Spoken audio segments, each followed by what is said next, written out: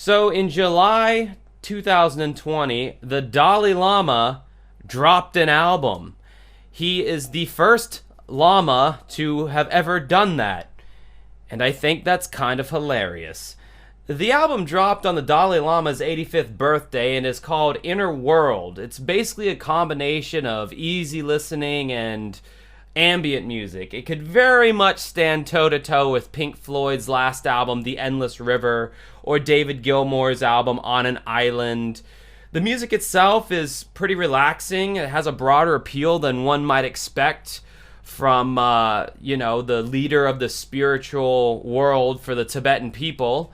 It's got some guitar and piano, some Asian instrumentation, but it's kind of packaged in a pseudo-Western format to be the most universally, I guess, acclaimed or accepted by people.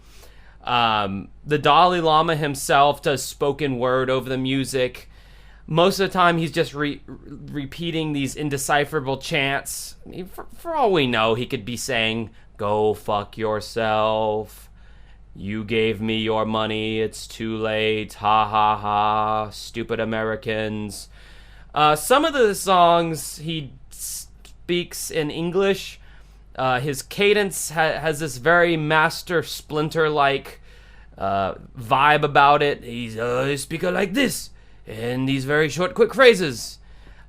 His ramblings are barely coherent, but I'm sure the pretentious yoga pant faux spiritualists of the world are slurping it up as some kind of uber profound spiritual experience.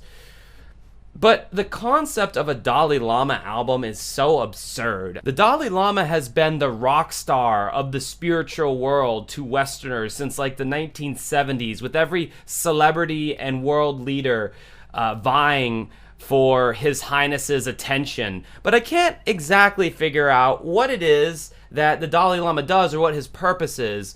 I feel like he essentially exists to bask in the reverence that has been designated to him by famous people. That's just the context I have, though. I did not grow up in the East, so that's just my reference point for the Dalai Lama.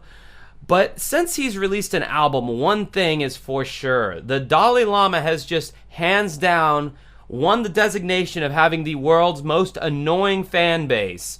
It's not the man himself that I have a problem with. I feel like the Dalai Lama is some kindly old dude who prays a lot and has good intentions somewhere in the mountains of India.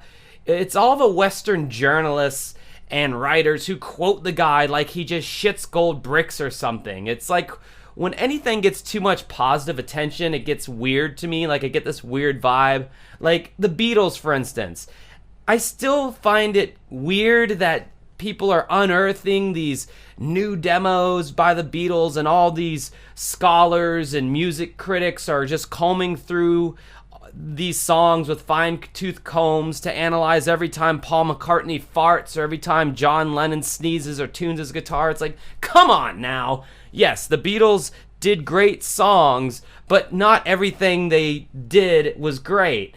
And especially the times where they're literally just four dudes trying to write a song, there's going to be some crappy moments. I feel like the same can kind of be said about the Dalai Lama. Not everything that comes out of his mouth should be worshipped and revered.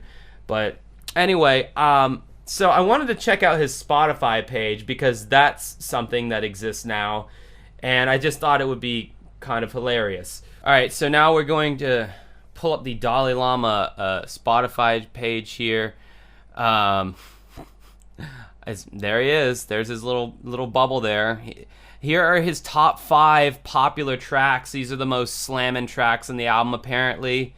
I don't know how these would have been identified as like which one is the most popular. They're all very, like I said, it's like world music, ambient kind of,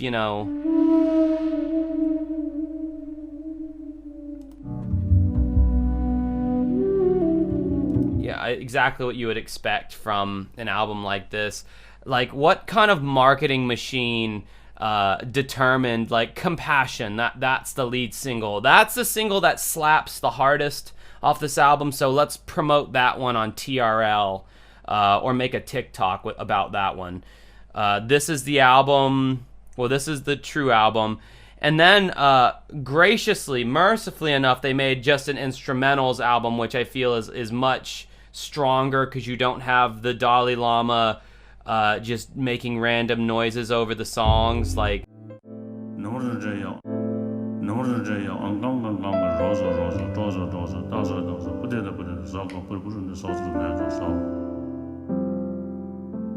that sounded like some kind of a giant bee or something in my ear just then. I could do without that, honestly, and that's pretty much on all the tracks. There, like I said, there is some English, but is so indecipherable, and it's just kind of the normal platitudes that some intellectual would state, like, children are our future. Like, yeah, no shit, man. I mean, like, doesn't take a genius to figure that out. I find it funny that he has a fans also like tab. So let's see the people who listen to Dalai Lama, like, who else are they fucking with? Roger Eno, is that any relation to Brian Eno, the experimental music guy? I do like how at the bottom of page, though, there's just this guy Mike. Like, fans of the Dalai Lama also like this dude wearing a hoodie named Mike. Then they have an about on here. They got some pictures. I think it's kind of not an accident that the only people featured in these pictures with the Dalai Lama happen to be attractive people. It's good for the marketing, because that's another funny thing is, you know, you have to market the Dalai Lama. And he, you know, I will say that I guess it's good that the net proceeds from the sales of Inner World will go to the Gaydon Phodrang Foundation of Dalai Lama. But, you know, I don't know, these foundations, you can always... Look, I don't think he's doing it for a money-making venture. He probably gets enough donations as it is to where he doesn't have to worry about money. And even if he had a lot of money, I mean, you know, it seems like the dude probably lives a simple life. Like I said, I'm not trying to take a shit on the Dalai Lama right now. That sounds kind of serious when I say it like that. I like how he's discovered. He's like got these playlists that he's been discovered on. Namaste Yoga, which is the perfect, of course. You know, he would be on there. Concerts. I love there's a concerts tab. Damn it, man. Dalai Lama's not going to be anywhere in Jacksonville anytime soon. I hope he does a cover of the Kiss song, Rock and Roll All Night and Party Every Day. That would be bitchin'. So, yeah. That's kind of hilarious. Yeah, sorry. I just felt like the world needed to know that the Dalai Lama dropped an album, and it is that hot fire, son. I really hope all the teenagers on TikTok are coming up with dances and memes to this. I feel that you know, it could be the next Drake, essentially, for a new audience. He does have 25,000 monthly listeners. That's about 23,000 more than my band has. Anyway, I hope you enjoyed this week's video.